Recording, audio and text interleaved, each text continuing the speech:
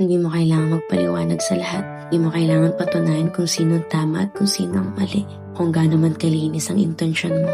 Kasi minsan, ang pinaka-mature na desisyon ay ang piliing manahimik. Hindi dahil takot ka or wala kang sasabihin, kundi dahil alam mo na hindi lahat deserving ng energy mo. Kung alam mo naman na malinaw ang intensyon mo, okay na yun. Kung alam mo sa sarili mo na ginagawa mo ang best mo, enough na yun. May mga laban na hindi mo kailangan salihan para manalo ka. May mga opinyon na pwede mong bitawan para manatiling payapa ka. At may mga araw na ang tunay na panalo ay piliin ang sarili mo. Kaya kung kailangan mo marinig to ngayon, hindi ka mali dahil pinili mo mapagod sa pag-explain. Hindi ka mahina dahil pinili mong mag-move forward. At hindi ka nagkulang dahil hindi mo pinatulan. Patuloy mo pa rin galingan.